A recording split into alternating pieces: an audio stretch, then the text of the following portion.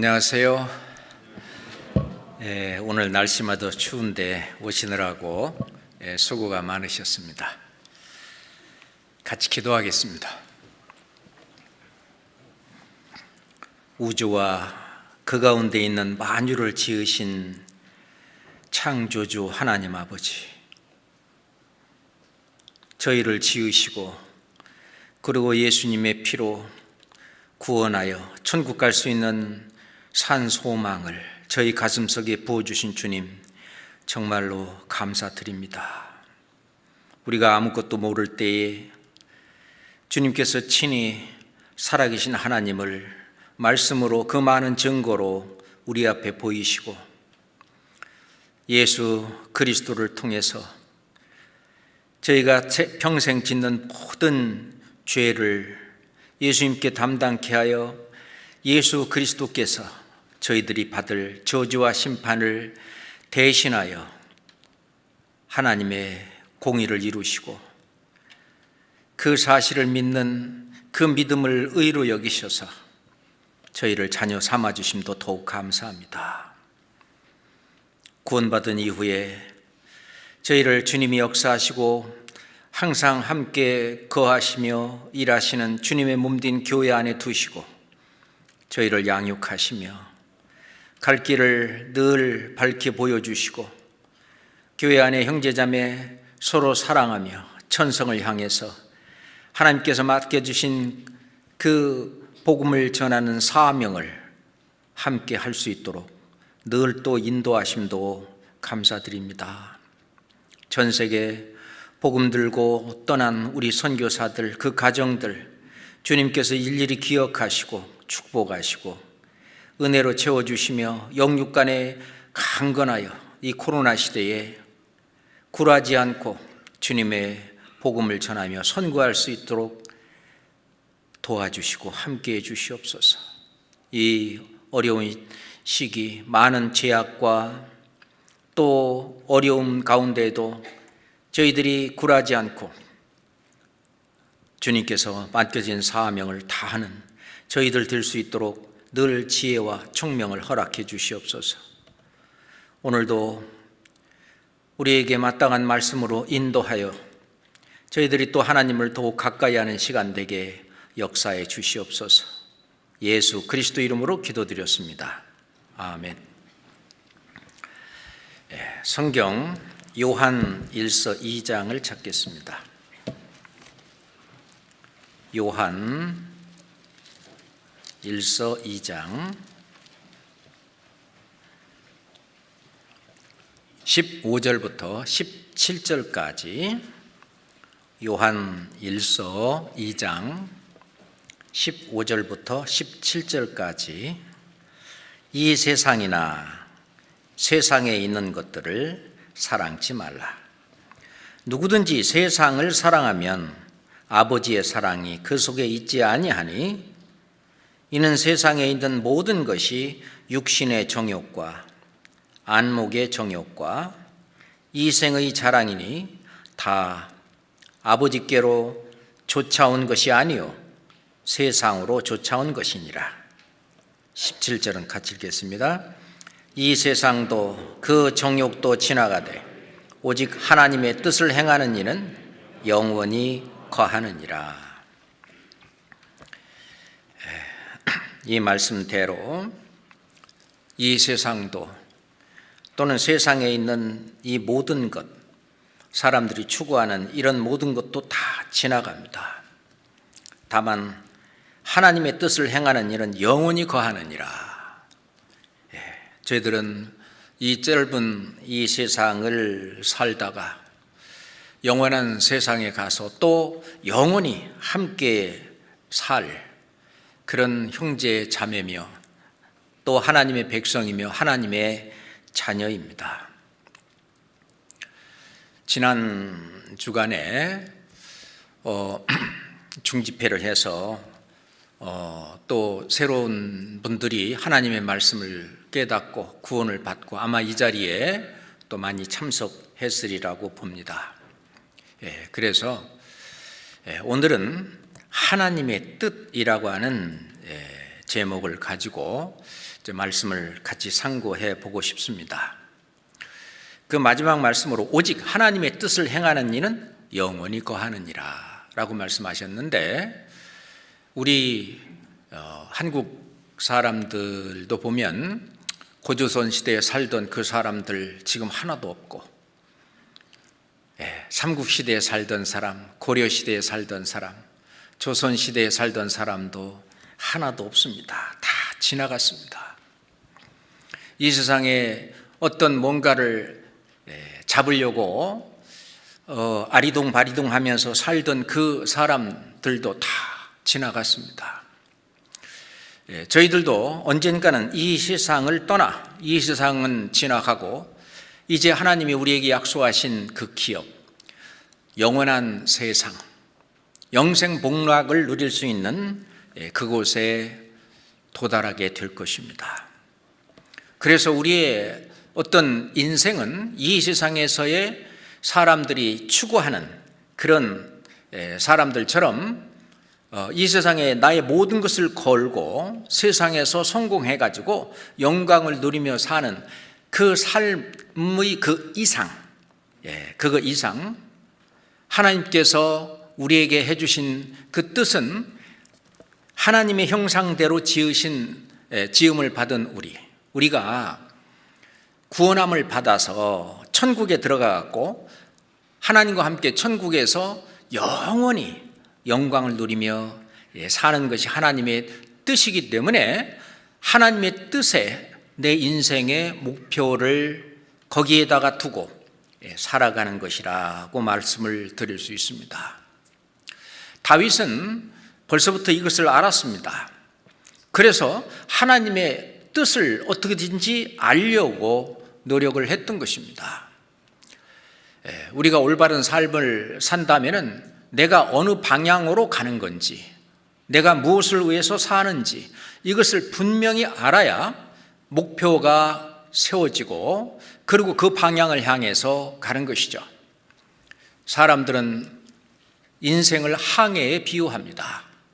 그 배가 어디로 갈지를 모르면서 이리 갈까 저리 갈까 그러다가 헤매다가 인생을 낭비하는 그 항해를 제대로 하지 못하는 아마 그런 분도 있을 것이고, 정확한 그 항구를 알고 그 항구로 가는 그 길을 따라서 가는 그 사람, 물론 가다가 풍랑도 만날 것이고 가다가 순풍도 때로는 역풍도 만날 것이지만 그래도 꾸준히 그 목표했던 항구를 향해서 가는 어떤 항해자인 것처럼 저희들도 천성에 도달하기까지 때로는 순풍을 따라서 때로는 역풍을 받기도 하고 때로는 풍랑을 만나기도 하면서 가겠지만은 분명한 목표를 가지고 사는 그 사람은 정말 힘있게 인생을 살아갈 수 있을 거라고 생각을 합니다. 자, 우리가 힘있게 그 인생을 살아가기 위해서는 하나님이 뜻이 무엇인지를 좀 더 정확하게 아는 것이 필요하다고 봅니다. 우리가 다윗은 시편 143편 10절에 주는 나의 하나님이시니 나를 가르쳐 주의 뜻을 행케 하소서라고 기록하고 있습니다. 주는 나의 하나님이시니 나를 가르쳐, 뭐를 가르치냐? 하나님의 뜻이 뭔지를 가르쳐서 하나님의 뜻을 행케 하소서. 아마 그 다윗의 그 마음은 아마 구원받은 우리의 마음과 똑같다고 생각을 합니다. 그래서 사도 바울도 로마에 있는 형제 자매들에게 보내는 그 편지 속에서 너희는 이 세대를 본받지 말고, 이 세대는 완전히 이 세상에다 코박고 거기에만 모든 것을 걸고 사는 이 세대를 본받지 말고 오직 마음을 새롭게 함으로 변화를 받아 하나님의 기뻐하시고 선하시고 기뻐하시고 온전하신 뜻이 무엇인지 분별하도록 하라. 생각 없이 살지 말고 하나님의 뜻이 뭔지, 하나님이 원하시는 하나님의 선하시고 기뻐하시고 온전하신 뜻이 무엇인지를 분별하도록 하라. 그걸 알고 살도록 권면하고 있습니다. 뿐만 아니라 에베소 성도들에게는 어리석은 자가 되지 말고 오직 주의 뜻이 무엇인가 이해하라. 주의 뜻이 무엇인지, 하나님의 뜻이 무엇인지 이해하고, 그리고 그것을 이해한다면 그것을 아마 행하게 될 것입니다. 하나님은 사람을 지을 때에 그냥 저절로 하나님의 뜻을 행하도록 그렇게 로봇처럼 그렇게 우리를 지은 것이 아니라 우리를 존중해서, 사람을 존중해서 인격을 가지고 자기가 원해서 하나님의 뜻을 하든지 안 하든지 그것을 본인이 결정해서 살도록 그렇게 지으셨습니다. 그리고 아담을 에덴 동산에 두실 때에도 역시 하나님께서는 아담이 자원해서 하나님의 말씀을 순종하며 하나님을 섬기는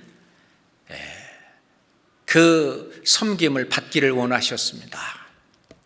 그래서 아담에게 하나님 말씀하시기를 너는 동산의 그 모든 나무의 실과는 네가 임의로 먹되, 에덴 동산이 얼마나 커요. 아마 아담과 그 아내가 평생 자식들과 함께 따먹어도 도저히 따먹을 수 없는 엄청난 그런 나무의 실과들이 종류별로 아름답게 맛있게 매달려 있을 것입니다. 그것은 무한한 하나님의 사랑과 하나님의 은혜를 가르칩니다.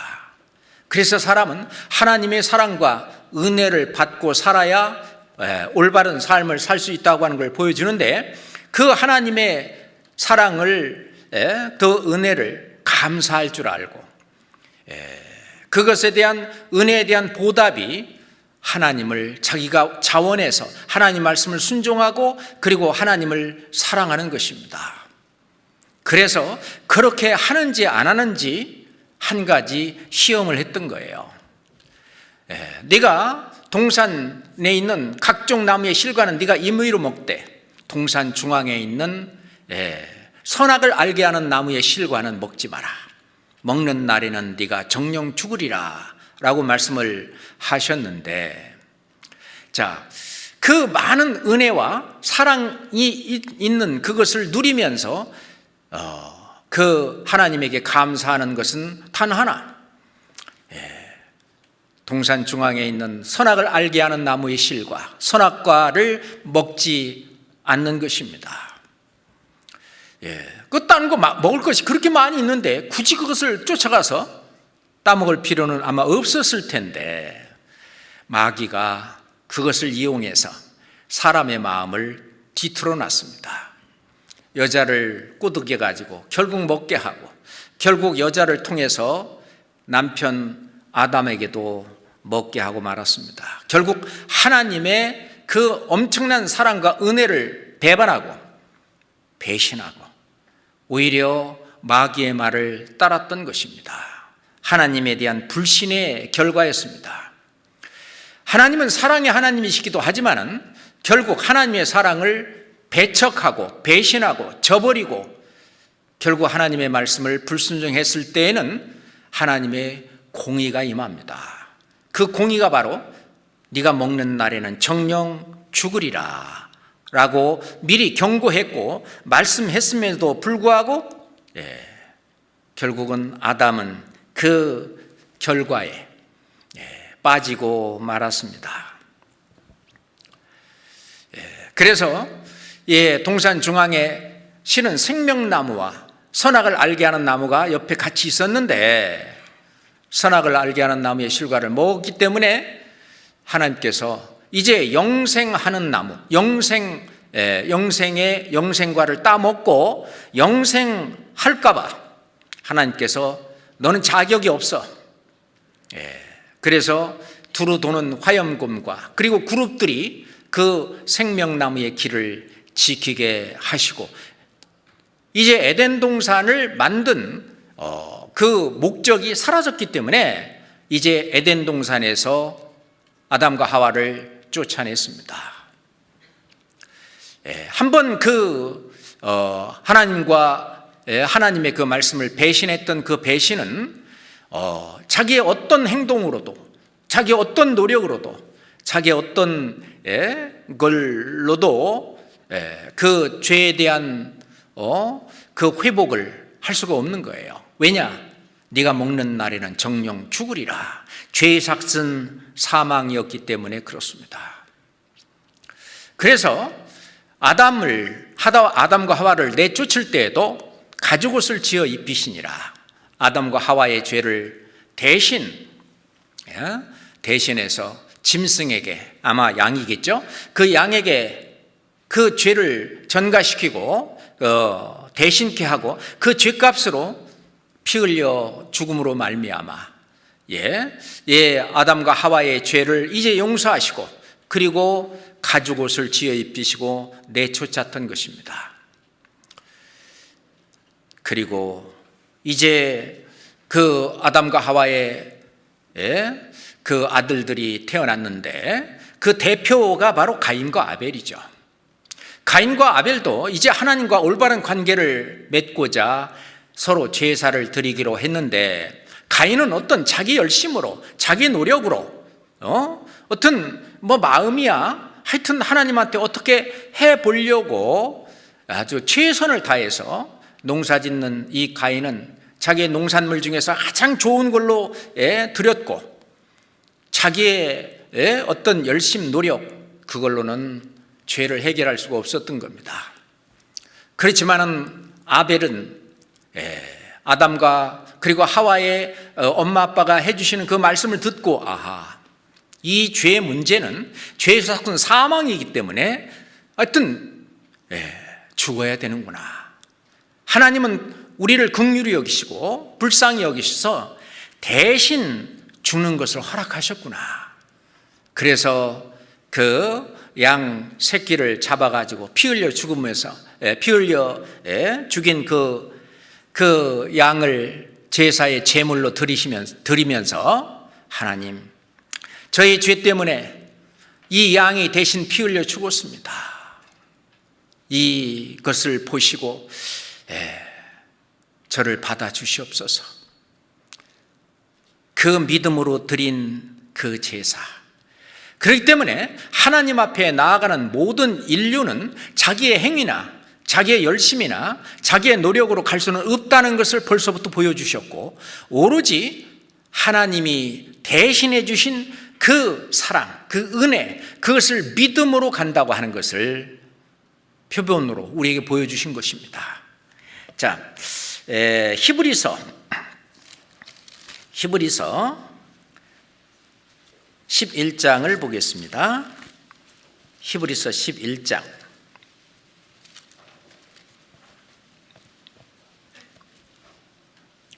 4절 5절 보겠습니다.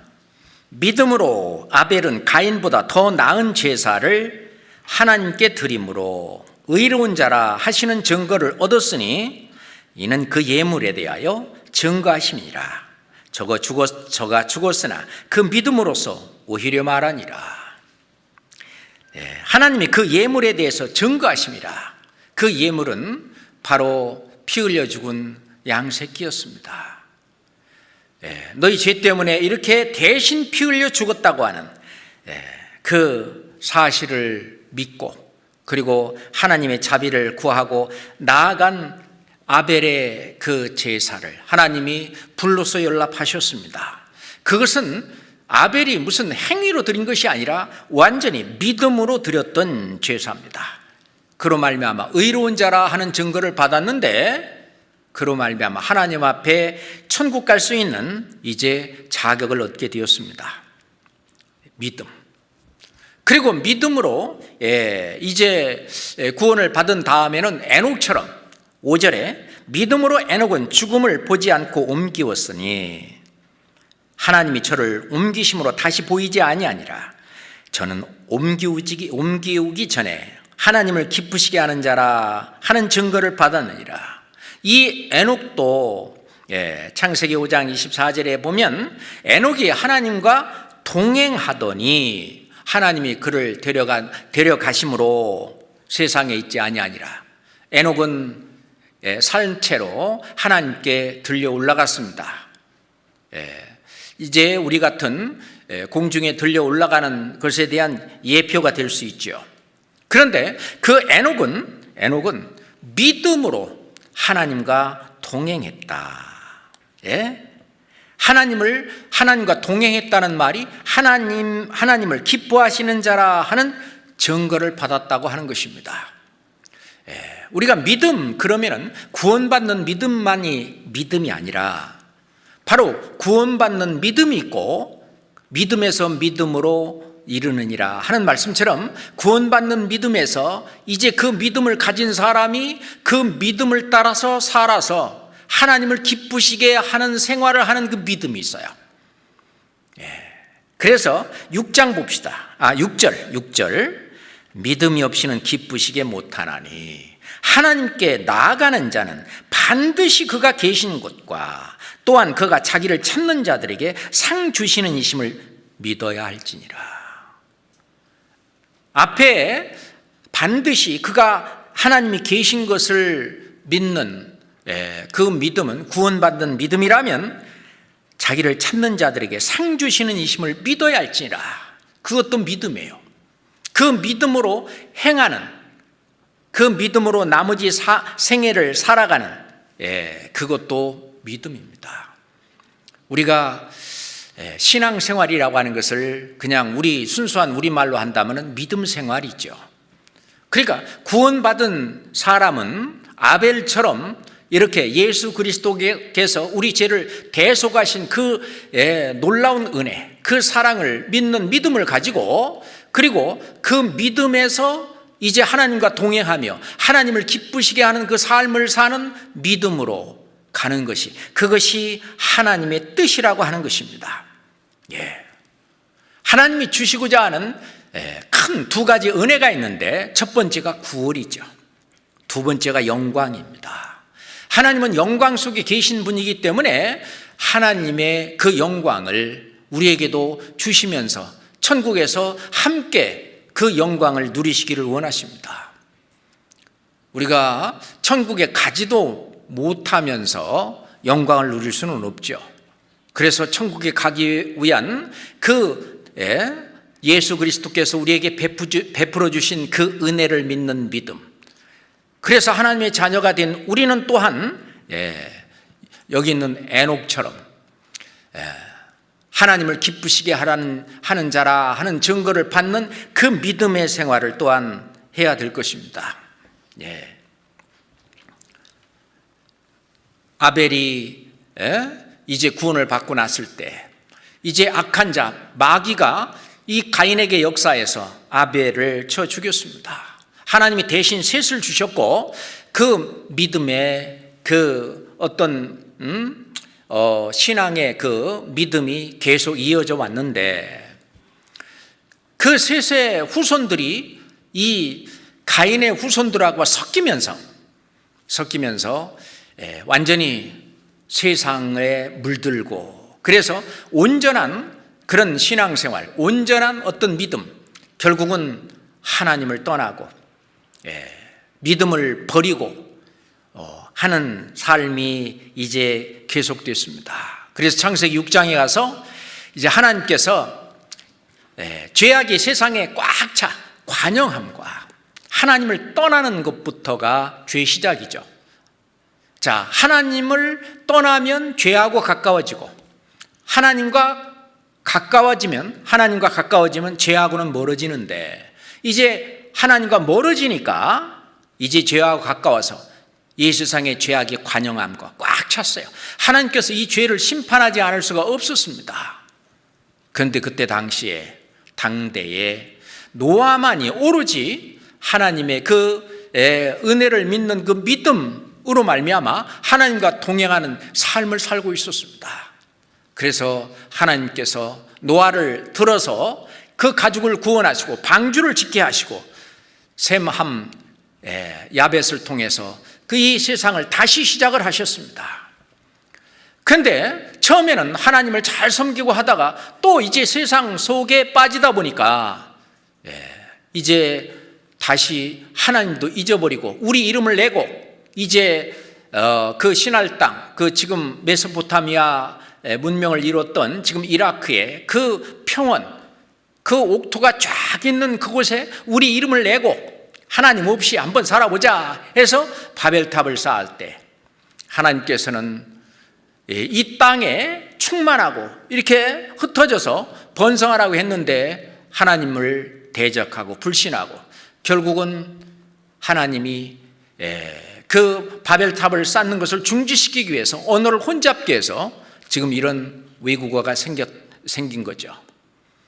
그래서 이제 땅에 흩어져 살 때 점점 이제 가면 갈수록 하나님을 잊어버리고 또는 잃어버리고 또는 하나님을 버리고 결국은 하나님을 찾는 자가 아무도 없는 세상까지 왔습니다. 그때 무턱대고 하나님께서는 한 사람 아브라함을 부르게 되죠. 아브라함은 하나님이 부르시는 그 부름을 듣고 하나님을 알았습니다. 그리고 이제 본토 친척 아비집을 떠나서 이제 가나안 땅으로 왔죠. 그래서 아브라함, 그 아들 이삭, 그리고 그 아들 야곱으로 이 믿음은 계통을 이어갔습니다. 그 12아들로 결국은 흉년 때문에 애굽에 들어가서 결국 430년 동안 살았는데 앞에 30년 동안은 좀 애굽에서 요셉이 살고 있을 때에는 좀 대우받고 살았는데 이제 애굽도 아마 요셉도 아마 죽고 또 요셉을 알고 있는 왕도 죽고 그러니까 한 나라에서 다른 민족이 막 번성하니까 갑자기 잡아서 노예로 삼아서 400년 동안 노예 생활을 했습니다. 하나님은 또 그들의 부르짖음을 들으시고 모세를 불러서 이제 이스라엘 그 하나님의 백성 이스라엘을 구원하게 됐죠. 그래서 홍해를 건너서 광야 생활로 나아가게 되죠. 그때 이 모세도 바로 믿음의 사람이었습니다. 그 히브리서 11장 24절부터 보면은 믿음으로 모세는 장성하여 바로의 공주의 아들이라 칭함을 거절하고 도리어 하나님의 백성과 함께 고난받기를 잠시 죄악의 낙을 누리는 것보다 더 좋아하고 26절은 같이 읽겠습니다. 그리스도를 위하여 받는 능욕을 애굽의 모든 보화보다 더 큰 재물로 여겼으니 이는 상주심을 바라봅니다. 우리가 상주심을 바라보는 이것은 믿음입니다. 이 믿음이 없이는 하나님을 기쁘시게 못한다는 것이죠. 그래서 우리가 신앙생활 하는 동안에 구원만 받아서 천국에 가면 됐지 염치 없이 무슨 상은 상이야, 그건 하나님의 뜻이 아닙니다. 그런 분은 상주심을 바라보고 그 상 받기를 어떤 목표를 정하고 열심히 사는 사람하고 신앙생활이 달라요. 우리 학교에서도요, 나는 장학금을 받아야지, 나는 장학생이 될 거야 라고 하면서 그 목표를 세우고 공부하는 학생하고 졸업만 하면 되지, 뭐 꼭 장학금은 뭘 받아, 뭐 장학생 뭐 되면 뭐해 하는 학생보다는 학교 생활을 또는 공부하는 그 공부를 훨씬 더 잘하게 될 거예요. 당연한 거 아닙니까? 그래서 만약에 이 모세가 상주심을 바라보는 그 믿음이 아니었다면 아마 그 엄청난 어려운 일들을 중도에서 아마 포기했을 수도 있을 거예요. 그렇지만은 그 상을 바라보고 상주심을 바라봅니다. 상주심을 바라보고 주님을 섬기며 주님의 어떤 뜻을 이루는 그것이 바로 믿음 생활, 신앙 생활이다. 우리는 그것을 알 수가 있어요. 자, 이스라엘 백성들에게 사람 속에는 원래 재성이 있어서 어떻게 좀 뭘 잘해가지고 하나님한테 좀 이뻐 보이려고, 잘해 보이려고 하는 그런 것이 어떤 근본적으로 본성적으로 있거든요. 그래서 좀 내가 뭐 조금 잘하고 그거 갖고 자기가 천국 갈 수 있을 거라고 이스라엘 백성들도 그렇게 생각하고 오해했던 것이죠. 만약에 네 의로, 어떤 네 열심으로, 네 노력으로 천국 갈 수 있으려면은 나만큼 의롭고 나만큼 거룩하고 나만큼 선해야 된다. 그것을 알려주시기 위해서 율법을 주셨던 것입니다. 그래서 율법도 의롭고 거룩하고 선하도다. 하나님만큼 의롭고 거룩하고 선한 것이 바로 율법인데, 하나님만이 한 번도 범하지 않고 그 율법을 다 지킬 수 있는 분이기 때문에, 그래서 그 율법은 의롭고 거룩하고 선한 것인데, 이 죄성을 가진 사람이 자기 노력으로 뭐 꾹꾹 누르고 참고 견디고 해서 뭐 때론 어떤 건 지키기도 하고 그렇지만 늘 우리가 그것을 평생 한 번도 범하지 않고 그것을 율법을 다 지킬 수 있는 사람은 없는 것입니다. 그래서 성경은 말씀하시기를 그러므로 율법의 행위로 그의 앞에 의롭다함을 얻을 육체가 없나니 율법으로는 죄를 깨달음이니라. 그걸 깨닫게 하려고 이스라엘 백성들에게 시험을 했던 겁니다. 그래서 이 율법을 이 이방인들에게 주지 않고 오로지 모든 사람들에게 정인으로 증거로 삼으신 이스라엘 백성들에게만 율법을 주신 거예요. 그런데 이스라엘 백성들은 그 율법을 철저히 다 범했고 살인하지 말라 했는데도 불구하고 하나님이 보내신 자 독생자 예수 그리스도까지 십자가에 못 박아 죽이는 살인도 서슴지 않았습니다. 누가 율법을 지킵니까? 율법으로 그 앞에 의롭다 할 육체가 없다. 완전히 자기의 노력으로 자기의 어떤 열심으로 하나님 앞에 나아가서 의롭다함을 받고 그리고 천국 갈 수 없다는 것을 나타내 주시려고. 그래서 예수님 오셔서 천국 가려면은 영생을 얻어야 되는데, 영생은 유일하신 참 하나님과 그의 보내신 자 예수 그리스도를 아는 것입니다. 그걸 알아야 된다고요. 하나님을 통해서, 예수 그리스도를 통해서 하나님이 우리에게 베푸신 사랑과 은혜가 어떤지 하나님의 뜻을 올바로 알아야 된다고 했죠. 그래서 그것을 모르는 이스라엘 백성들에게 내 백성이 지식이 없음으로 망하는도다. 하나님을 아는 지식, 하나님의 뜻이 무엇인지 그거를 모르고 사람 생각으로 그냥 내가 참 뭐 아침부터 저녁까지 열심히 뭔가를 하면은 하나님이 봐줄 줄 알고, 그렇지 않잖아요.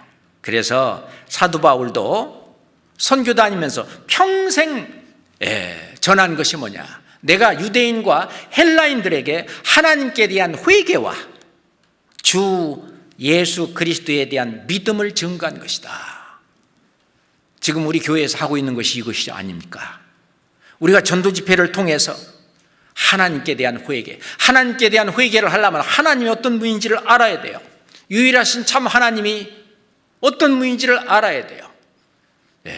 이 세상 마귀가 만든 그 허울 좋은 그런 가짜 하나님들이 얼마나 많아요. 유일하신 참 하나님, 그 하나님은 어떤 분인지 성경을 통해서 우리한테 보여주고 있습니다. 우리가 하나님을 어떻게 압니까? 하나님이 보여주시지 않으면, 알려주시지 않으면 알 수 없어요.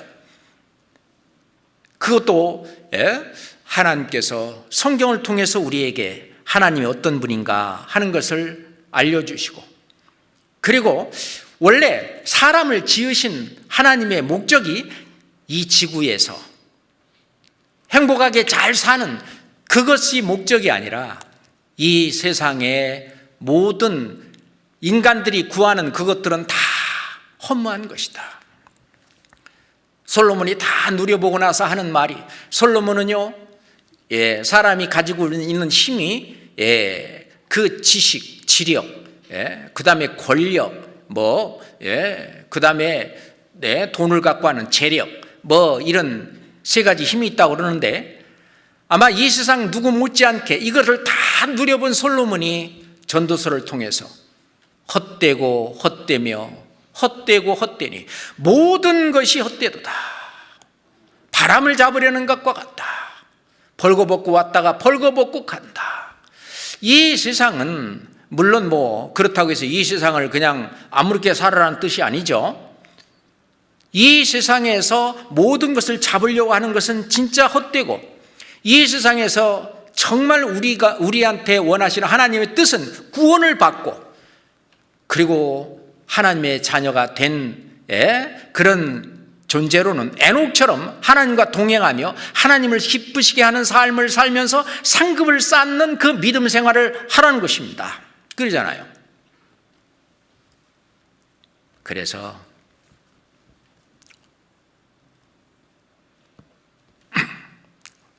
교회 생활을 나름대로 해왔다든 신앙생활을 해왔다든 그런 사람, 성당이든지 어떤 교회든지 또는 절이든지 그 기도도 열심히 하고 어떤 종교생활을 열심히 했던 그런 분들이 자기 의로는 하나님만큼 의롭지도 거룩하지도 선하지도 못하다는 그 사실을 깨닫고 내가 영생을 얻을 수 있는 그 길은 오로지 하나님의 자비를 구하고 하나님의 은혜를 구하고 하나님께 그냥 납작 엎드려서 하나님이 해주시는 그 은혜, 하나님이 해주시면 나를 천국 가게 해주시면 살고, 그렇지 않으면 죽을 수밖에 없다는 그 사실을 철저히 깨닫고 납작 엎드리는 그 앞에 나아가는 그 회개.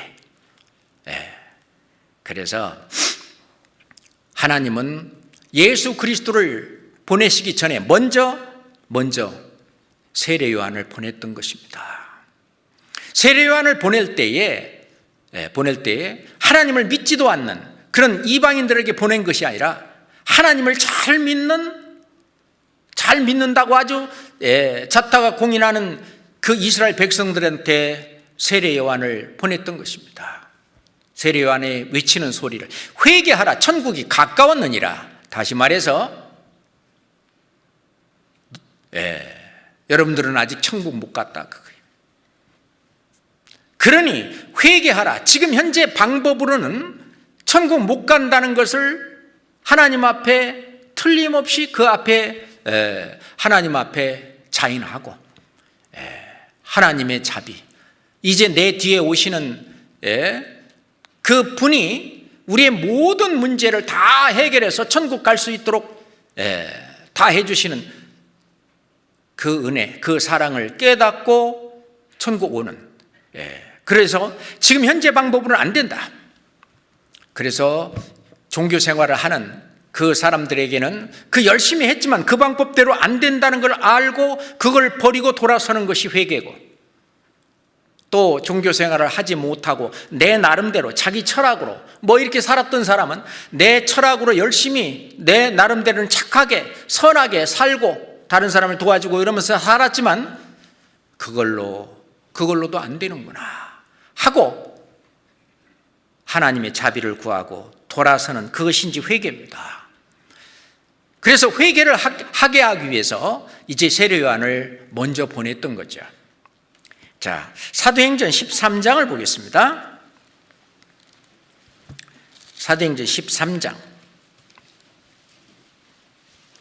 24절 보겠습니다. 사도행전 13장 24절입니다. 그 오시는 앞에 요한이 먼저 회개의 세례를 이스라엘 모든 백성에게 전파하니라. 그 오시는 앞에, 자, 예수 그리스도께서 오시는데 그 앞서서 요한이 먼저 회개의 세례를 전파했다라고 말씀하고 계시는 겁니다. 그래서 예수님도 회개하고 복음을 믿으라. 결국은 호리만한 죄라도 있는 사람이면 결단코 지옥에서 나올 수 없는 그 하나님의 공의를 알고 하나님의 공의와 그 심판이 얼마나 무서운 것을 알고 그것에 대한 피할 길은 오로지 예수 그리스도를 통해서 해주신 그것만이 길이다 하는 것을 알려주시기 위해서 우선 회개하라. 그래서 누가복음 14장에 보면은 죄사함을 얻게 하는 그 회개가 예루살렘으로부터 시작해서 땅끝까지 그 회개하는 그 회개가 예루살렘으로부터 시작해서 이 세상 끝까지 회개운동이 일어날 것을 성경이 미리 말씀하셨다라고 얘기하시죠. 그래서 그 회개는 우리가 전도 집회하는 동안에 우리는 상담을 통해서 그 회개가 이루어졌고 그 회개가 이루어진 그 사람에게 그 하나님의 진짜 참 은혜가 무엇인지를 전할 때 구원을 받게 되잖아요. 그런데 우리가 잘 아는 바로 아담의 후손은 모두가 다 죄인이기 때문에 다른 사람의 죄를 담당하고 죽을 수는 없잖아요. 왜냐하면 본인도 죄인이기 때문에 죄 없는 흠 없는 한 분이 오셔야 되는데 그분은 하나님밖에 없어요.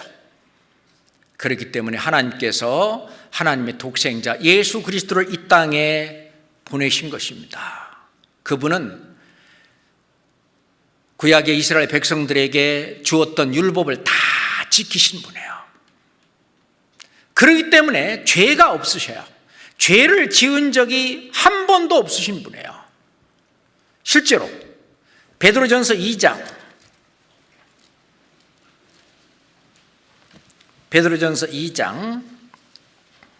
22절 보겠습니다. 베드로전서 2장 22절 보겠습니다. 저는 죄를 범치 아니하시고 그 입에 괴사도 없으시며 욕을 받으시되 대신 욕하지 아니하시고 고난을 받으시되 위협하지 아니하시고 오직 공의로 심판하는 자에게 부탁하시며 친히 나무에 달려 그 몸으로 우리 죄를 담당하셨으니 그는 죄를 범치 아니하시고. 이 빌라도 그 총독은 제사장들과 무리에게 내가 아무리 조사해봐도 이 사람에게 죄가 없도다. 심지어 그 무리들에게 3번이나 이 사람은 죽일 죄가 없다. 죄가 없다. 죄를 찾지 못했다. 사람에게도 죄가 없다고 하는, 다시 말해서 이 사람으로서 재판을 하는 재판장에게도 죄가 없다고 하는 것이 입증이 됐고요. 그리고 사도 요한도 요한일서 3장 5절에 그가 우리 죄를 없이 하려고 나타내신 바 된 것을 너희가 아나니 그에게는 죄가 없느니라. 예수 그리스도 그분은 죄가 없으신 분입니다. 사도 바울은 고린도후서 5장 21절에 예수 그리스도 그분을 뭐라고 말씀하셨냐? 하나님이 죄를 알지도 못하신 자로 우리를 대신하여 죄를 삼으신 것은 죄를 알지도 못한다라고 말씀을 하셔요. 이 예수 그리스도 그분은 성령으로 잉태되신 분이기 때문에 아담의 후손도 아니잖아요. 그러니 죄를 알지도 못하신 자, 실제로 죄를 지은 적이 한 번도 없으신 분, 죄가 없는 분, 그분에게 하나님께서는 우리 무리의 죄악을 그에게 담당시키셨도다. 그 죄를 담당시키시고 예수님도 친히 나무에 달려, 예수님도 하나님이시잖아요. 이 세상에 있는 모든 죄를 다 아시는 예수님, 하나님, 친히 나무에 달려 그 몸으로 우리 죄를, 내 죄를 담당하셨다. 담당한 걸로 끝난 것이 아니라 담당하고 만 것이 아니라 그 죄를 담당하시고 그 죄에 대한 하나님의 공의 심판을, 그 저주와 심판을 십자가에서 다 받으셨던 것입니다. 그것을 통해서만 이제 죄 없는 하나님만큼 의롭고 하나님만큼 거룩하고 그런 신분이 돼서 이제 의인의 신분으로 하나님 앞에 이제 의의 옷을 입고 구원의 옷을 입고 우리는 나아갈 수가 있죠. 그렇습니다. 그래서 사도행전 4장 12절에 다른 이로서는 구원을 얻을 수 없나니, 왜냐하면 죄를 대신 담당할 수 있는 사람은 이 세상에 완전한 사람이면서 하나님이신 예수 그리스도밖에 없어요. 그래서 천하 인간의 구원 얻을 만한 다른 이름을 우리에게 주신 일이 없음이니라 하였더라. 그렇습니다. 왜 예수 그리스도, 예수님을 왜 우리가 믿어야 되느냐? 바로 예수님은 우리 죄를 사하시기 위해서 완전한 인간으로 오셨어요. 완전한 사람으로 오셨어요. 죄를 사하려면 피가 필요합니다. 그러니까 우리 같은 사람으로 오셔야 돼요. 자, 그래서 히브리서 찾아봅시다. 히브리서 10장 7절입니다. 히브리서 10장 7절입니다. 이에 내가 말하기를 하나님이여 보시옵소서, 두루마리 책에 나를 가리켜 기록한 것과 같이 읽어봐요. 하나님의 뜻을 행하러 왔나이다 하시니라. 예수님도 이 땅에 오시는 것이 하나님의 뜻을 행하러 왔고, 우리도 하나님의 뜻을 행하러 왔어요. 사람들이 천국에 가려고 예수님한테도 주여 주여 하는데, 마태복음 7장 말씀하시기를 나더러 주여 주여 하는 자마다 다 천국에 들어갈 것이 아니요 다만 하늘에 계신 내 아버지의 뜻대로 행하는 자라에 들어가리라.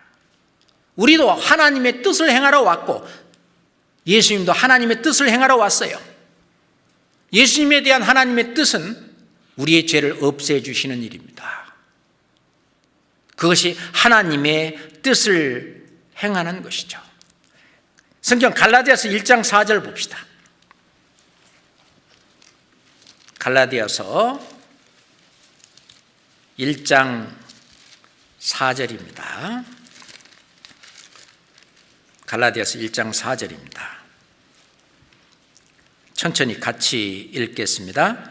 그리스도께서 하나님 곧 우리 아버지의 뜻을 따라 이 악한 세대에서 우리를 건지시려고 우리 죄를 위하여 자기 몸을 들이셨으니, 그리스도께서 하나님 곧 우리 아버지의 뜻을 따라 자기 몸을 들이시는데, 우리 죄를 위하여 예수님께서 자기 몸을 들이시는 그것은 하나님의 뜻입니다. 그래서 예수님도 내 뜻대로 마옵시고 내 원대로 마옵시고 아버지의 원대로 되기를 원하나이다, 하나님의 뜻에 온전히 순종하셨던 것입니다. 그래서 이 아담의 후손으로 태어난 이 자연인, 이 죄인인 모든 인간은 예수 그리스도께서 하신 그 큰 은혜를 깨닫고 믿어 구원받는 것이, 그게 하나님의 뜻입니다. 근데 여기에서 아담에게도 자유의지를 주었던 것처럼 이 세상의 모든 인간에게도 자유의지를 주었습니다. 자, 네가 그냥 이 세상에 만족하고 사는 그렇게 할 거냐? 그렇지 않으면 이 큰 영생 복락을 누릴 수 있는 이 천국에 갈 수 있도록 해준 이 구원의 은혜를 믿을 것이냐 하는 그거에 대한 자유의지를 주셨습니다. 자기 영혼에 관심도 없고 영생에 관심도 없고 하나님에 대해서 관심도 없고 자기 죽은 이후의 삶에 대해서 아무런 관심도 없고 그냥 어떤 짐승처럼, 돼지처럼 또는 어떤 짐승처럼 이 세상에 사는 그것으로만 만족하고 사는, 그것이 악입니다. 하나님이 우리 마음속에 영혼을 사모하는 마음을 주셨는데 그거를 완전히 그냥 닫아버리고 그거에는 전혀 관심도 갖지 않고, 또는 관심을 갖고 있는 사람이라도 이 세상이 더 좋아 보이고, 또는 이 세상에서 사는 그것에 만족하는 그 사람은 이 천국 복음을 듣고도 그것을 선택하지 않아요. 그것을 믿지 않습니다. 그 말씀을 받아들이지 않아요. 그 받아들이고 안 받아들이고 하는 그 자유의지를 하나님이 주셨어요. 그래서 천국 가고 싶은 그 자기의 어떤 의지, 자기의 어떤 생각, 어떤 그것이 있어야 돼요. 그래서 예수님은 말씀하시기를 지금까지 천국은 침노를 당한다. 침노하는 자는 빼앗느니라. 이 천국을 내가 가고 싶어서, 영생을 얻고 싶어서 그 하나님에 대해서 알아보고 알고, 어떻게 하나님이 내가 천국 갈 수 있는 그 길을 예비해 놓으신지를, 그거를 찾고, 그래서 구하라 그리하면은 주실 것이요, 찾으라 그러면 찾을 것이요, 두드리라 그러면은 열릴 것이다. 하나님은 모든 사람이 구원을 받으며 진리를 아는 데 이르기를 원하시지만, 하나님의 모든 사람이 그냥 무턱대고 천국 오는 것은 허락하지 않습니다. 사람이 거듭나지 아니하면 하나님 나라를 볼 수도 없느니라. 거듭나려고 하는 그 의지, 자기의 어떤 뜻이, 자기의 어떤 생각과 자기의 어떤 소원이 있어야 된다는 얘기예요. 자기가 하나님의 그 말씀을 믿고 그 하나님을 사랑하는 것은, 하나님을 사랑하고 정말 그러려면은 하나님이 해주신 그 방법대로, 그 말씀대로 내 자신이 그거에 하는 거죠. 그럼 뭐냐? 우리가 요한복음 6장 40절에 보면 내 아버지의 뜻은 아들을 보고 믿는 자마다 영생을 얻는 이것이니 라고 말씀하셨는데, 아버지의 뜻은 뭐냐? 너희가 영생을 얻는 거다. 그런데 이건 노력으로도 열심으로도 어떤 행위로도 안 된다. 그러니까 하나님이 100% 다 해줬는데 그 사실을 알고 깨닫고 그 사실을 받아들이고 믿어서 영생을 얻도록. 요한복음 6장 한번 찾습니다. 요한복음 6장 28절입니다. 요한복음 6장 28절 29절입니다. 저희가 묻되 우리가 어떻게 하여야 하나님의 일을 하오리까? 하나님의 뜻을 행하오리까? 같은 뜻이죠. 29절 같이 읽겠습니다. 예수께서 대답하여 가라사대 하나님의 보내신 자를 믿는 것이 하나님의 일이니라 하시니. 우리가 하나님의 일을 합니다. 주님의 일을 합니다. 다시 말해서 하나님의 뜻을 행하는 것이죠. 구원받지 않은 사람에게는 구원받게 하는 것이 하나님의 뜻을 행하는 건데, 구원받게 하도록 우리가 돕고 하는 것도 하나님의 일이고, 그리고 구원받은 우리가 또 하나님께서 맡겨주신 그 사명, 하나님을 기쁘시게 하는, 하나님과 동행하면서 사는 그 삶이 또 바로 하나님의 일입니다. 하나님의 일을 행하는 겁니다. 우리가 그렇잖아요. 지난주에 중집회를 해서 오늘 새로 오신 분들도 있고, 그래서 한번 정리하는 그런 차원으로 이렇게 말씀을 좀 드렸습니다. 우리가 뭐 다 알고 있는 얘기지만은 그래도 늘 이거를 되새길 때마다 참 하나님이 나를 구원하시기 위해서, 예수님이 내가 곧 길이요 진리요 생명이니 나로 말미암지 않고는 아버지께로 올 자가 없느니라 그 하신 말씀, 그것을 준비하시기 위해서 하나님이 해주신 그 크신 은혜, 그 사랑, 그것이 엄청난 것을 다시 한번 우리가 되새겨보는 시간이 됐다고 생각합니다. 자, 이제 구원을 받았어요. 하나님의 자녀로 거듭났어요. 그러면은 이제 옛사람을 버리고 새 사람이 됐어요. 새로운 피조물이 됐어요. 이제 새롭게 삶을 살아가는 거예요. 이제 새 생명 가운데 살아가는 겁니다. 새 생명 가운데 새로운 삶으로 하나님의 자녀로 살아가는 이 동안도 어떻게 살았냐에 따라서 이제 하나님은 또 상급을 주시기를 또는 영광을 주실 것을 약속하고 있는 거예요. 이것도 구원받은 이후에 내가 그냥 나 구원만 받으면 됐지 그냥 적당히 살다가 갈 거야 라고 하는 사람과, 그리고 모세처럼 그 애굽의 모든 보화보다도 그리스도를 위하여 받는 능력을 더 큰 어떤 보물로 여겼다, 재화로 여겼다.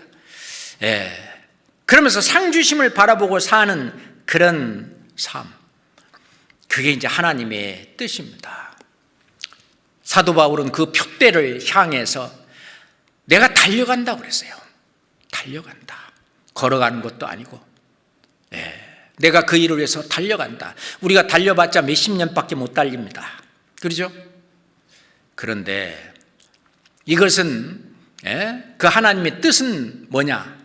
일한 대로, 행한 대로 상급을 주겠다는 거예요. 마음 먹은 대로 그냥 마음만 먹고 안 한다. 마음 먹는 것부터 중요하기는 하겠지만은 우선 마음을 먹고, 그리고 일한 대로. 요한계시록을 마치면서 보라, 내가 속히 오리니 내가 줄 상이 내게 있어 각 사람에게 그의 일한 대로 갚아주리라. 일한 대로, 하나님의 일을 한 대로, 그걸 이제 다른 말로 행한 대로, 영어로는 똑같습니다. 마태복음에서는 예수님이 그랬어요. 인자가 아버지의 영광으로 그 천사들과 함께 오리니 그때 각 사람의 행한 대로 갚으리라. 우리는 몇 날 며칠 후면은 모두 다 저나 여러분들이나 그리스도의 심판대 앞에, 그 시상대 앞에 다 서게 될 것입니다. 그때에 우리가 행한 대로 갚아주리라 했고, 골로새 성도들에게도요, 너희 상을 빼앗지 못하도록 하라. 너에게 줄 상을 예수님이 들고 계신데 그 상을 빼앗지 못하게 하라 그랬어요. 마귀가 어떻게든지 간에 이제 구원은 못 뺏어가지만은 하나님이 나에게 주려고 잡고 있던 그 상을 빼앗아가요. 그러니까 일을 못하게 해요. 하나님의 일을 못하게 한다는 거예요. 그 행함을 못하게. 요한계시록 필라델피아 교회에도 그랬어요. 내가 속히 이 말이니, 속히 오신다고 그랬어요.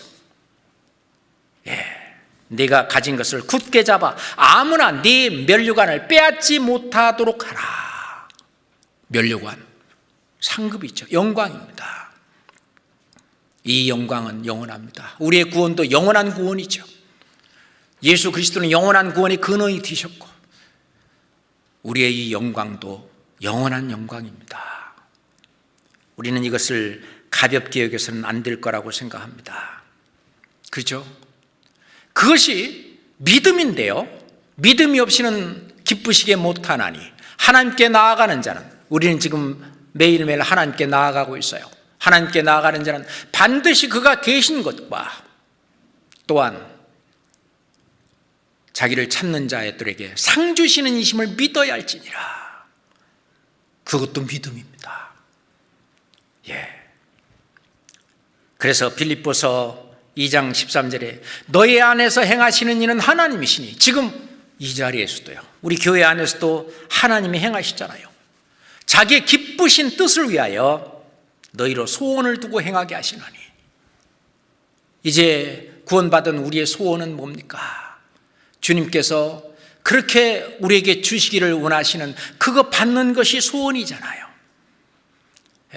그걸 받기 위해서 하나님이 어떤 일을 하라고 성경에 하나님의 뜻이 무엇인지를 자세히 기록하고 말씀하고 계십니다. 왜 우리는 구약의 아브라함과 다윗을 우리는 본받아야 되고 그분들을 왜 존경합니까? 시편 40장 봅시다. 다윗이 기록한 시편 40장 8절 보겠습니다. 시편 40장 8절입니다. 함께 읽겠습니다. 나의 하나님이여, 내가 주의 뜻 행하기를 즐기오니 주의 법이 나의 심중에 있나이다 하였느니라. 나의 하나님이여. 우리는 이 하나님을 뵙게 될 것입니다. 내가 주의 뜻 행하기를 즐기오니, 물론 예수님도 하나님의 뜻을 행하기를 즐겨 했지만 다윗도 내가 주의 뜻 행하기를 즐기오니, 그것 우리도 마찬가지일 것입니다. 주의 법이, 하나님의 말씀이 나의 심중에, 내 마음판에, 내 마음속에 있나이다. 하나님의 말씀이 내 마음속에 있나이다 했나이다. 우리는 하나님의 말씀이 그냥 내 머리에서 빙빙 돌다가 가는 것이 아니라 내 마음을 자리 잡고 나를 주관하고 나를 이끌고 나에게 방향을 정해주고 나의 목표를 정해주는, 그래서 주의 뜻 행하기를 즐겨오니, 그렇습니다. 야고보 사도는 야고보서 4장에 보면은 그랬어요. 너희가 도리어 말하기를 주의 뜻이면 우리가 살기도 하고 이것저것을 하리라 할 것이거늘, 구원받은 우리면은 주의 뜻이면은 우리가 살기도 하고 때론 죽기도 하고 이것저것을 하리라 할 것이거늘, 그건 안 하고 이제 너희가 허탄한 자랑을 자랑하니 이러한 자랑은 다 헛된 것이다. 이 세상에서 뭐 조금 했다고 그걸 자랑하지 말고 주의 뜻에 따라 이것도 하고 저것도 하고 살기도 하고 죽기도 하는 그것을 해야 된다. 말은 그렇게 하면서 왜 이 세상에서 그 헛된 것만, 허탄한 자랑만 자랑하느냐라고 야고보 사도는 말씀하고 있습니다. 그렇잖아요. 우리가 주님께서 가르쳐 주신 그 기도에 보면은, 너희는 이렇게 기도하라. 하늘에 계신 우리 아버지여, 이름이 거룩히 여김을 받으시오며 나라에 임하옵시며 뜻이 하늘에서 이룬 것 같이 땅에서도 이루어지리다. 하나님의 뜻이 하늘에서 계획했던 그 하나님의 뜻이 하늘에서 이루어진 것처럼 이제는 땅에서도 이루어지리라. 땅에서 뭐를 통해서 하나님이 이루시느냐? 몸을 통해서 이루시셔요. 그 몸의 지체들로 우리가 붙어 있는 겁니다. 그러니까 하나님의 뜻이 하늘에서 이루어진 것은 이건 기정사실이죠. 이제 주님의 몸된 교회 안에서 이 땅에서 주님의 뜻이 이루어지는 거예요. 주님의 뜻은 구원과 영광입니다. 우리는 구원은 받았습니다. 이제 영광,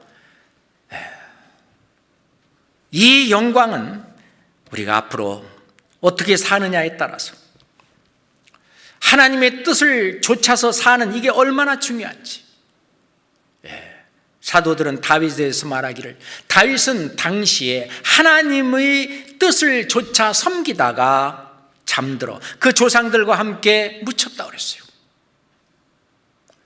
다윗은 하나님의 뜻을 좇아 섬겼다. 우리가 하나님을 섬기는 게 뭡니까? 하나님의 뜻을 따라 사는 것이 바로 하나님을 섬기는 거예요.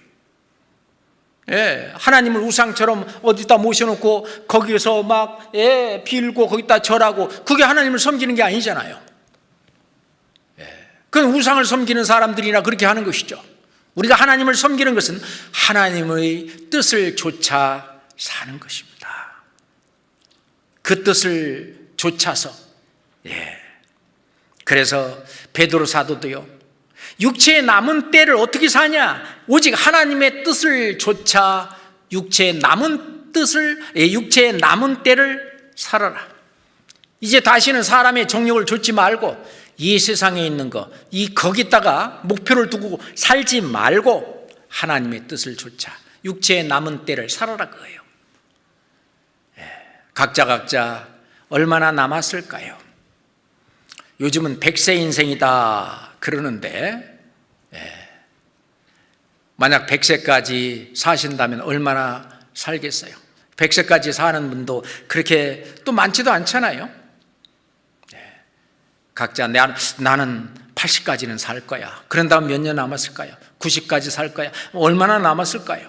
육체에 남은 때 오로지 하나님의 뜻을 좇아 사는 것, 그게 바로 에녹이 했던 거죠. 하나님을 기쁘시게 하는 삶, 그게 바로 하나님과 동행하는 삶입니다. 그런다면 하나님의 뜻을 행하는 방법은 무엇일까요? 우선 개인의 경건 생활부터 생각을 해야 될 거예요. 내 개인의 경건 생활, 첫 번째, 죄에서 떠나 거룩하게 구별되는 삶을 사는 것이 하나님의 뜻입니다. 데살로니가 성도들에게 데살로니가전서 4장 3절에 하나님 말씀하시기를 하나님의 뜻은 이것이니 너희의 거룩함이라. 하나님의 뜻이라고 분명히 말씀하고 계셔요. 하나님의 뜻은 이것이니 너희의 거룩함이라. 거룩이라고 하는 것은 구별되는 거죠. 하나님처럼 하나님 편에 서서 이 세상이나 어떤 종역이나 제 편에 서는 것이 아니라 하나님처럼 죄에서 떠난. 자, 베드로전서 1장을 한번 찾겠습니다. 베드로전서 1장입니다.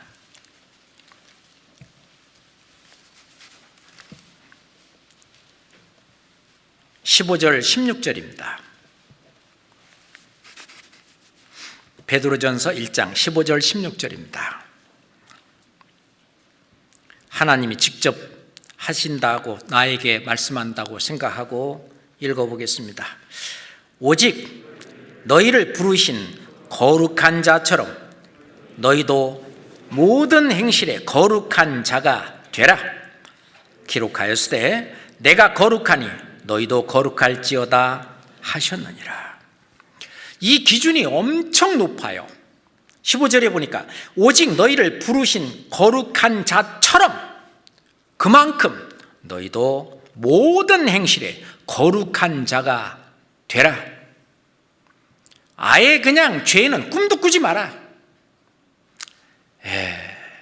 아예 그냥 마음도 먹지 마라 그거예요. 그냥 마음이라도 들면 아예 그냥 그냥 포기하고 오직 너희를 부르신 거룩한 자처럼 그렇게 모든 행실에 거룩한 자가 되라. 이게 행한 대로예요. 이렇게 행한 대로 하나님은 우리에게 상급을 주십니다. 이것도 큰 상급이에요. 이 말씀에 순종한 겁니다. 이건 성령을 좇아 산 삶이에요. 그러니 이것도 상급입니다. 그러니 너희를 부르신 거룩한 자처럼 너희도 거룩한 자가 되라. 사도 요한은 요한일서에서 말씀하시기를 사랑하는 자들아, 우리가 지금은 하나님의 자녀라. 장래에 어떻게 될 것은 아직 나타나지 아니하였으나 그가 나타내심이 되면 우리가 그와 같을 줄을 아는 것은 그의 계신 그대로 볼 것을 인함이니 주를 향하여 이 소망을 가진 자마다 그의 깨끗하심과 같이 자기를 깨끗하게 하시느니라. 자기를 깨끗하게 하느니라. 그렇죠. 정말 주님을 사랑하고 정말 천국 소망이, 하늘 소망이 내 마음에 가득하고 하루라도 내가 예수님처럼 바울처럼 살 수는 없을까? 그 마음에 맞게 정말 이 소망을 주를 향하여 이런 소망을 가진 자마다 그의 깨끗하심과 같이, 그거 기준이거든요. 예수님이 깨끗하심과 같이, 하나님이 깨끗하심과 같이, 그거가 기준이에요. 우리가 오늘 실패했다면 내일이라도 자꾸 씻고 그래서 점점 더 씻어지는 거죠. 아무리 내가 막 덕지덕지 그게 막 찌들어서 있는 때라도 매일 계속 씻고 막 문지르고 닦고 그러면 깨끗해지잖아요. 그것처럼 죄의 인박인 그리고 죄에 물들은 우리들도 그의 깨끗하심과 같이 자기를 매일매일 거룩하게 깨끗하게 하면 주님을 기쁘시게 하는, 주님과 동행하는 그런 하나님의 뜻을 행하는 방법입니다. 그것이 자기 개인의 경건 생활이에요. 자기 개인의 경건 생활은 거룩하라. 기준은 내가 거룩하니 너희도 나만큼 거룩하라. 거기까지 도달해 보려고 노력하는 것입니다. 그리고 신앙생활은 혼자 못하는 거예요. 그래서 요한복음 15장에 늘 우리 공부하잖아요. 포도나무 비유입니다. 너희는 내가 일러준 말로 이미 깨끗하였으니 내 안에 거하라. 그리하면 나도 너희 안에 거하리라. 이 굉장히 중요한 거예요. 교회 안에, 이 교제 안에 거해 있어야 거기에서 공급도 받고, 거기서 위로도 받고, 거기서 소망도 얻고, 주님을 위해서 살 수 있는 그 어떤 용솟음 같은 그런 것도 계속 올라오는 거예요.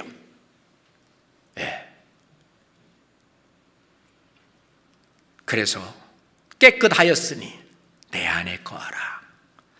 그래서 요한일서 3장에 2장 마지막 절에 보면은 자녀들아 그랬습니다. 이제 그 안에 거하라. 이는 주께서 나타나신 바 되면 그의 강림하실 때에 우리로 담대함을 얻어 그 앞에서 부끄럽지 않게 하려 함이라. 정말 우리가 알아야 되는 것은 주님 앞에 가서 부끄러움을 받지 않을 한 가지, 주 안에 거하는 것입니다. 교제를 떠나는 것은 물고기가 물을 떠나는 것과 마찬가지입니다. 우리가 주님의 몸된 교회 안에 지체로 붙어 있을 때에 올바른 신앙생활도 되고 주님을 기쁘시게 하는, 다시 말해서 하나님의 뜻을 행하는 것입니다. 저는 구원받은 이후에 한 번도 주님의 몸된 교회와 이 교제를 떠난 적이 없습니다. 그게 상급이에요. 그게 믿음 생활이에요. 그 사람 요즘 신앙생활 안 해. 그 말은 뭐예요? 교제를 떠나 있다 그 말입니다. 교제를 떠나 있는 것이 신앙생활 안 하는 거예요. 그것은 주님과 동행하는 것이 아닙니다. 그것은 주님을 기쁘시게 하는 삶이 아니에요. 주님을 기쁘시게 하는 삶, 교제 안에 거하는 것입니다. 그러면 주님 앞에 부끄럽지 않을 뿐만 아니라 주님 앞에 이것도 큰 상급입니다. 그리고 교제 안에 있으면서 그냥 거기서 잠이나 자고 그러라고 하는 것이 아니라 이제 우리에게 맡겨진 일이 있는데 선한 일입니다. 물론 선한 분은 하나님 한 분뿐이셔요. 그 선한 한 분 하나님께서, 하나님의 영, 그리스도의 영, 성령께서 하나님이 이 안에 거하셔서 선한 일을 행하는 거기에 이 지체가 붙어 있다면 나도 함께 선한 일을 하고 있는 거예요. 함께 하고 있는 거예요. 자, 내가 집에 간다. 그러면 이 몸의 지체는 모두 다 갑니다. 제가 집에 갈 때 다리 한쪽은 여기다 놓고 갑니까? 아니잖아요. 선한 일은 이 교회가 할 때 내가 참여하면 같이 선한 일을 함께 하는 거예요. 에베소서 2장 10절에 보면 우리는 그의 만드신 바라, 무에서 유를 창조했듯이 이 교회도 실은 무에서 유를 창조하신 것처럼 예수 그리스도의 피로 말미암아 세우신 이 교회, 우리는 그의 만드신 바라, 이 재창조죠. 창조입니다. 그래서 피조물이라고 말하죠. 그리스도 예수 안에서 선한 일을 위하여 지으심을 받은 자니, 우리는 우리 안에서 거하시는 성령께서 행하시는 선한 일을 하는 데에 우리도 그냥 옆에 같이 있어서 조금이라도 도움이 되는 그런 존재로 살도록 지으심을 받은 자입니다. 이 일은 하나님이 전에 예비하사 우리로 그 가운데서 행하게 하려 하심이라. 그렇습니다. 그래서 그 선한 싸움, 특별히 전도집회 기간에는 마귀와의 한판 싸움이잖아요. 그 영혼을 놓고 그 싸움에 함께 선한 일을 위해서 함께 동참하도록 우리는 지음을 받은 자입니다. 그런데 그거는 마귀가 상을 자꾸 빼앗아 가려고 못하게 하죠. 그것을 이기고 나오려니까 고난이 있는 거죠. 베드로 전서 찾았으니까 3장 보겠습니다. 3장 17절입니다. 3장 17절 같이 읽겠습니다. 선을 행함으로 고난 받는 것이 하나님의 뜻일진데 악을 행함으로 고난 받는 것보다 나으니라. 여기서 나온 악은 도덕적인 죄, 그거는 아주 기본적인 것이고, 이 악을 행함으로 고난을 받는 것은 하나님의 뜻을 반대해서 사는 것 때문에 고난을 받는 거예요. 그것보다 낫다. 어차피 인생은 고난의 연속입니다. 이 세상 사람들도 고난 가운데 살아요. 그 고난은 값어치 없는 고난이겠지만은 저희들이 선을 행함으로 고난 받는 것, 이건 하나님의 뜻이고 이거는 아름답다고 그랬어요. 2장 19절 20절 봅시다. 2장 19절 20절입니다. 애매히 고난을 받아도 하나님을 생각함으로 슬픔을 참으면 이는 아름다우나 죄가 있어 매를 맞고 참으면 무슨 칭찬이 있으리요. 함께 읽겠습니다. 오직 선을 행함으로 고난을 받고 참으면 이는 하나님 앞에 아름다우니라. 나중에 상급으로 영광으로 하나님이 대갚아 주셔요. 이렇게 하면 하나님께 영광을 돌리는 일이고, 우리가 하나님 앞에 돌린 모든 영광은 하나님이 또 다시 우리에게 되돌려 주셔요. 그러니 아름다운 고난.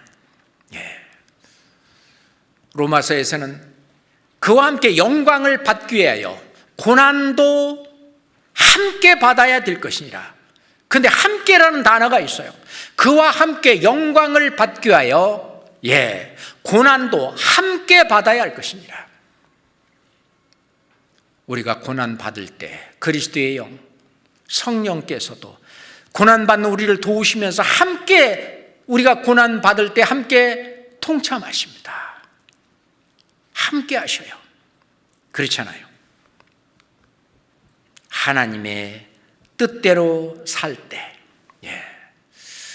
하나님의 뜻이 성경에 많이 기록되어 있는데, 데살로니가 전서 5장, 너무나 잘 아는 말씀이기 때문에 데살로니가 전서 5장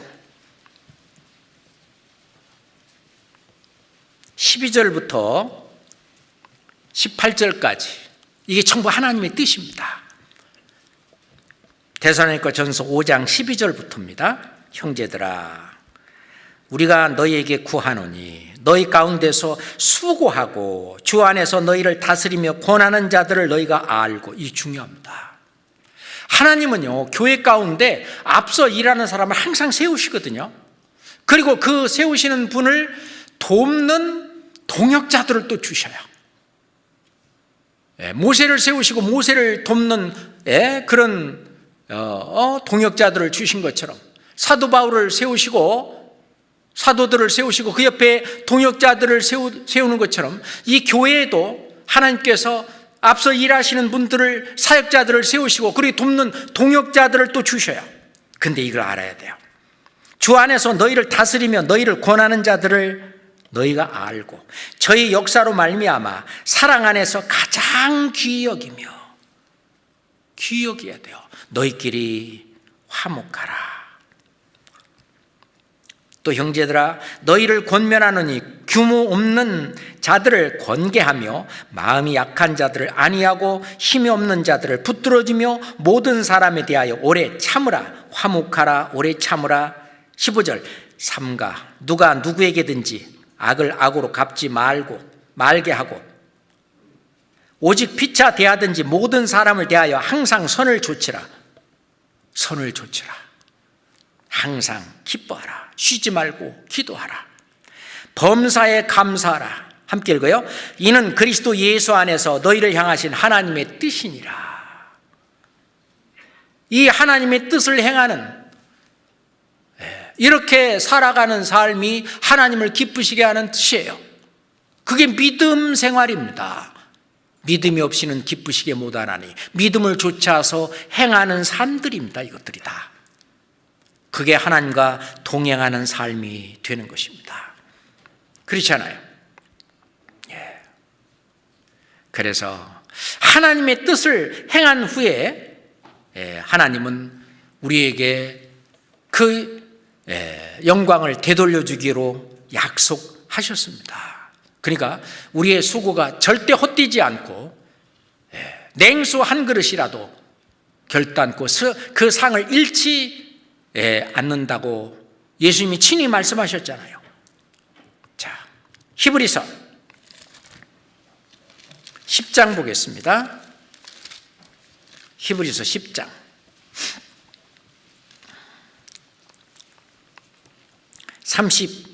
32절부터 히브리서 10장 32절부터 전날 너희가 빚을 받은 후에 고난의 큰 싸움에 참은 것을 생각하라. 너희가 빚을 받은 후에, 구원받은 후에 고난의 큰 싸움, 영광을 얻기 위해서 싸우는 이 고난의 큰 싸움, 이것에 참은 것을 생각하라. 혹 비방과 환난으로서 사람에게 구경거리가 되고, 우리 그런 적 있잖아요. 혹 이런 형편에 있는 자들로 사귀는 자 되었으며, 그런 형편에 있는 분들이 바로 내 옆에 있는 형제 자매들이에요. 너희가 갇힌 자를 통정하고 너희 산업을 빼앗기는 것도 기쁘게 당한 것은 더 낫고 영구한 산업이 있는 줄 알미라. 그 눈깔 사탕 그 하나보다도 그 다이아몬드 한 덩어리가 훨씬 더 크기 때문에 35절 같이 읽겠습니다. 그러므로 너희 담대함을 버리지 말라. 이것이 큰 상을 얻느니라. 너희에게 인내가 필요하면 너희가 하나님의 뜻을 행한 후에 약속을 받기 위함이라. 하나님이 해주신 약속 틀림없습니다. 37절 잠깐 후면 오시리가 오시리니 지체하지 아니하시리라. 오직 나의 의인은 믿음으로 말미암아 살리라. 믿음으로 말미암아 살리라. 믿음이 행함으로 나타난다 그 말입니다. 그래서 이제 나오는 것이 히브리서 11장입니다. 믿음으로, 우리 믿음의 선진들이 믿음으로 어떻게 살았느냐. 아브라함은 어떻게 살았고, 이삭은 어떻게 살았고, 야곱은 어떻게 살았고, 다윗은 어떻게 살았고, 즉 믿음의 구약의 믿음의 선진들의 얘기가 쫙 나오잖아요. 그것이 바로 믿음 생활이죠. 믿음이 없이는 기쁘시게 못하나니. 또한 자기를 찾는 자들에게 상 주시는 이심을 믿어야 할지니라. 39절 같이 읽겠습니다. 우리는 뒤로 물러가 침륜에 빠질 자가 아니요 오직 영혼을 구원함에 이르는 믿음을 가진 자니라. 그렇지 않습니까? 우리가 처음에 읽었던 요한일서 2장 17절 말씀에도 이 세상도 그 정욕도 지나가되 오직 하나님의 뜻을 행하는 일은 영원히 거하느니라. 영원히 살 수 있는 천국에 갈 뿐만 아니라 영원한 영광을 가지고 살게 될 것입니다. 이게 하나님의 뜻이죠. 기도하겠습니다.